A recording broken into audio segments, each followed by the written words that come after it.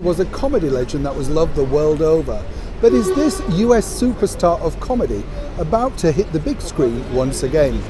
Hi, good morning, Neil Sean here in the very heart of London, Piccadilly today. I hope you're all keeping well. Thank you as ever for joining me. And yes, we have got a bit of sunshine today, so I thought I'd dash out so we could all get a bit of vitamin D. Costs nothing this way. You don't have to buy those expensive tablets, do you? But back as ever to your breaking showbiz royal story of the day.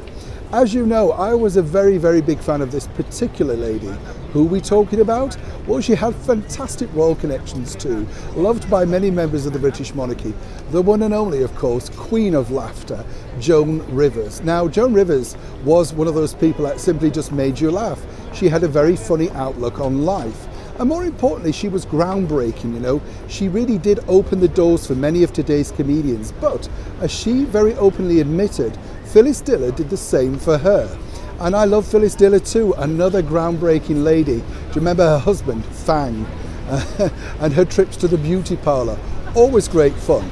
But here's where the story, as ever for me, got really interesting. I don't know if you know this, but Joan Rivers and Johnny Carson were great pals. In fact, she deputised for him many times on his hit-rating late-night TV show and was a regular guest, simply because she just made people laugh. But it all took a turn for the worst, something that Joan documented in her many books, and of course spoke openly about on television chat shows herself. But now that particular spat could become a TV drama in itself. Let me explain. Joan told me, and has told many people, that basically when she signed in with Fox, which was a brand new channel at that time, they offered her her own nightly chat show, going head to head with, of course, a one-time pal, Johnny Carson. She thought he'd be thrilled. He put the phone down and they never spoke again. She never actually found out the reason why Johnny decided to fall out with her.